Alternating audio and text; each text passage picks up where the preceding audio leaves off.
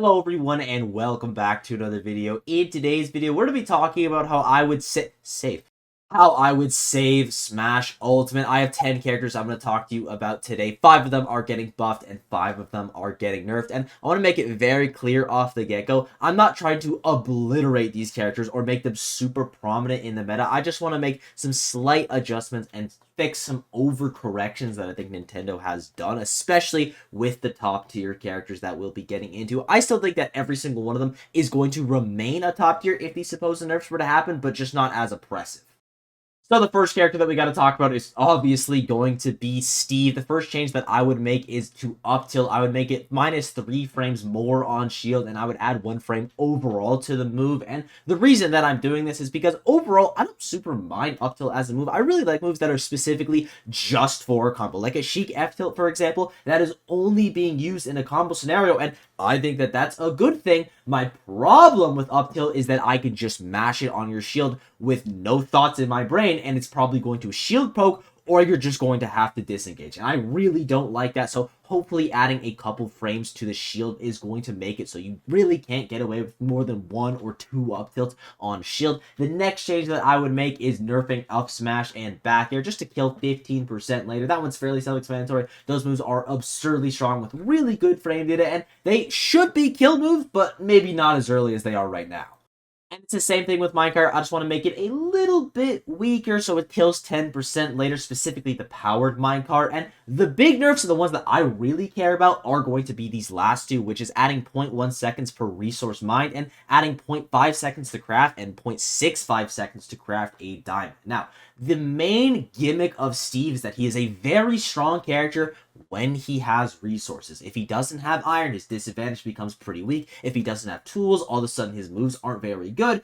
But in practice, he almost always has resources, unless you're playing an incredibly quick character or a character that's easily able to demolish the blocks, like Cloud, for example. He's very easily able to get rid of the blocks and also very easily able to deal with things like minecart, so it's hard for Steve to keep his resources. Sonic, for example, it's hard for Steve to mine because he's constantly being rushed down, and I feel like if we add a little bit of time to the mining, like 0.1 seconds doesn't seem like a lot, but every 10 resources, that's another second that you have to be mining, and 0.5 for crafting. I just want to make it that you have to be in advantage state in order to craft. I don't want to make it so you could just craft behind a wall and then punish your opponent for trying to break that wall. You see that happen all the time. If you want to craft, it needs to be a full commitment, so then you'll start seeing C players maybe not always have access to the tools because it is a bigger commitment and they're not always going to have max iron. And overall, I think this will make Steve a lot more balanced because he's just not going to have max resources all the time, and the actual weaknesses of the character can be exploited. Next up is going to be Sonic, and the first nerf that I would give him is making back throw kill 40% later. And you may be thinking, that seems a little bit excessive. Yes, that was done on purpose. Back throw should never, ever be killing. Sonic does not need a kill throw in any capacity. The positioning that he gets from the throws is far than good enough. So back throw, not a kill throw anymore. And it wasn't a super strong kill throw anyway, but I just never want to see it again. Then you're going to have forward air and back air killing 10% later. I was going to make back air kill 20% later, but it is a frame 18 move. It's not incredibly quick, so I think 10% is fine. It's still incredibly strong, but he needs to kill somehow. I'm going to add 4 frames to up B, and this is going to do 2 things. The first one is going to make it so his edge guarding is just significantly weaker, because the really good thing about Sonic is he can easily cover the high and the low, and he's still going to be able to do that with 4 more frames to his up B, but it's just going to be more difficult. And the second thing is it's just going to be harder to time your spring when gimping people, because that's also a really big problem that I have with Sonic, just trying to maybe correct some of the edge guarding issues that he has.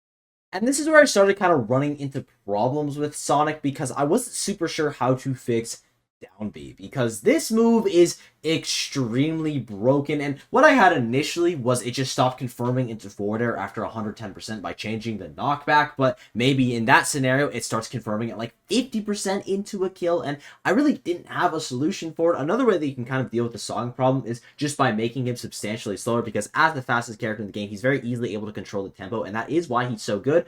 But I wanted to keep Sonic as the fastest character in the game by a significant margin because, you know, he's Sonic, that's the whole gimmick. So what I ultimately went with is I just made it so down B does 30% less damage, because that move does like 20% if you get the full charge by itself, which is unacceptable. So I'm curious what you guys would do to fix Sonic down B as well as Sonic side B. I didn't have a solution that didn't just like completely rehaul and kind of destroy the character, so I really just didn't do it. And I did throw the Sonic players a bone here by fixing neutral B because personally I like when moves work, so I'm gonna make it the move work, even for the top tier. Our next character is going to be Rob, and the first change that I would make to him is make Nair 3 more frames minus on shield. A wise man once said, I parry Rob Nair for positioning, and frankly, I think that's unacceptable, so we're going to make that less safe on shield. I'm also going to add 2 frames 2 down, so not to the startup of the move, just to the end leg of the move, so you should still be able to chain the moves together, but kind of like I said earlier on, I just don't like that you can kind of spam down tilt on shield. I really want to get rid of that aspect. I still want it to be used as a combo move and a confirm move as well as like tech chasing move, but just not as spammy. And the next one is going to be laser. Takes 2 more seconds for full charge.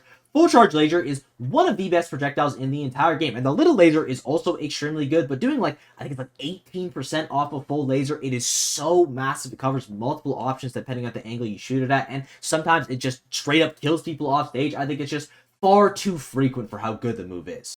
I would also make it so Rob has 0.5 less seconds of fuel. He's still going to have a lot of time off stage, but the amount of pressure that he has right now, he's pretty much at no risk at all times, and he's still pretty much going to be at no risk, but just for 0.5 seconds less. And the final one is going to be making it so Rotor Arm kills 20% later. The big problem with Rotor Arm is that a majority of the time, you're hitting it off stage, so it's killing people like 60, 40, 50%, but if we can make it significantly weaker, it's still going to be able to use as a kill confirm, but just not at like 40.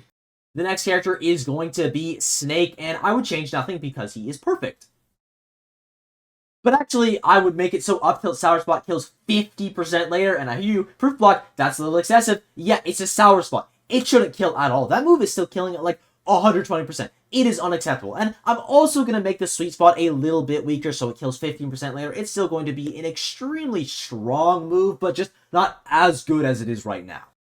And the biggest nerf that I'm going to be giving to Snake, at least in my opinion of these, is making it so Grenade does 3% less. And you do have to consider that it's also going to be doing 3% less to Snake, but in general, you're going to be getting hit by grenades a lot more than Snake is getting hit by grenades, and it's also going to make trading with Snake a lot more favorable for you because you are taking less percent, and whenever Snake is trading, he's usually the player that's taking more percent because he gets hit by the move and the grenade. It's very rare that he just gets hit by the grenade, so in this case scenario, it's just going to make the trades a little bit more favored for the opponent, even though Snake is so heavy. It's just a small correction there, and also, when he's just lobbing them at you, they're not as punishing.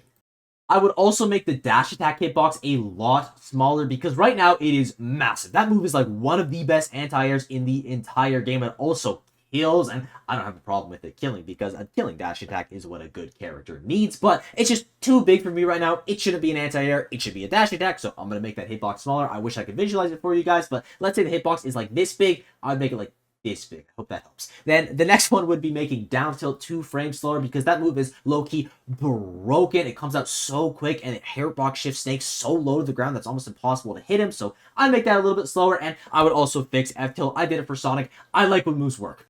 And the final character that I am going to be nerfing is Samus, and I only have 2 nerfs for it because I think they would really hurt the character. The first one is going to be adding +5 frames of endline on charge shot, and maybe +5 is a little bit much, but the point I'm trying to convey is I don't want charge shot to be a super easy confirm into pretty much whatever Samus wants. I like that charge shot as a confirm, but as it stands right now, it is so free. Like, it's not even funny how easy it is to get like a charge shot grab or a charge shot dash attack out kill percent. So hopefully adding a little bit of end lag will make it so it's not as easy to confirm. The Samus players in the comments are going to have to let me know if this is too much, but I want it to be a thing where it's like a 2 to 3 frame window of how you can actually get the confirms versus right now where it's pretty much free, and also when you just can't spam charge shot as much in neutral, which is great. And the second change is going to be up B kills 40% later, another really big kill nerf, but I just don't think she should have an up B that kills out of shield, or an up B that kills off the top, or an up B that kills at all. A zoner with an up B out of shield that is as good as Samus is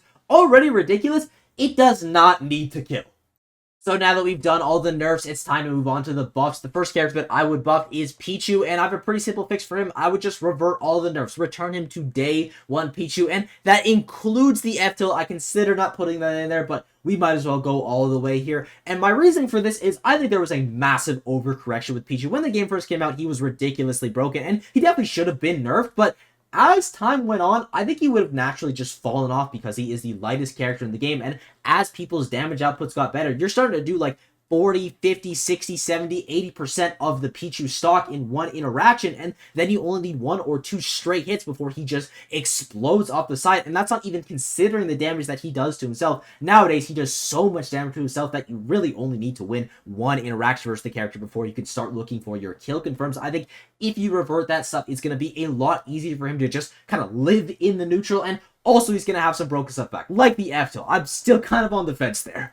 The next character is going to be Sephiroth, and the first thing that I would do to him is change his weight to 95, and that is the Roy weight, and that's a pretty significant buff to the character, and honestly, that might have been enough because I do think the biggest flaw of Sephiroth is going to be his weight, because the best part of Sephiroth is the one-winged angel, and oftentimes he just does not live long enough to get the one-winged angel. So you change him to Roy weight. It's nothing crazy, but it is fairly heavy, but also he's a fairly big guy. He should be fairly heavy. I think you're going to see him have a lot more use out of the wing, which is super important, and also he's just going to be living longer, which is extra nice. The next thing I would do is make side B detonate 2 seconds faster. I counted, and it took like 5 seconds for it to detonate, and I might have been wrong there, but still, I want to make it 2 seconds faster because it feels like a lot of the time, Sephiroth will hit you with a side B, and he's just not able to capitalize on that pressure because he has to keep you in the corner or in disadvantage for a whole 5 seconds, and a lot of the time, that's just not going to happen. You're either going to get away from him or you're going to manage to get to the ledge. If you make that timer a lot smaller, it's going to be easier for Sephiroth to actually keep up with that pressure and get the utilization out of side B. And the final thing that I would do is just make it so up air has -3 frames of end lag, just so it's a lot more oppressive in the air, because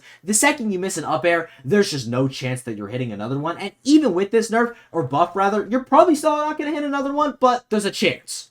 The next character is going to be Incineroar, and again, I have pretty simple buffs for most of these characters. I would make him 0.3 units faster on the ground and 0.1 units faster in the air. You look at Incineroar as a character, just the kit, and he's got one of the most solid kits in the entire game. He's got incredible killing, really good damage output. He has 3 kill, I held up 4 figures, 3 kill throws, which is unacceptable, and the other one is a combo throw, by the way. He has a Chromicide up B, he has side B, which is a command grab that kills you at 90%, he's got up air, which is amazing for juggling. Every single Incineroar move is ridiculous. The problem with Incineroar is that he is not able to pressure you. So you give him 0.3 run speed, and that's not even making him incredibly fast. He's still one of the slowest characters in the game. I think he would be so much more oppressive. And 0.1 airspeed, for reference, that about as fast as Snake is in the air. So nothing crazy, but he's just a lot more mobile. He's able to create that pressure a lot more easily on you, and he's able to get the utilization out of his ridiculous kit.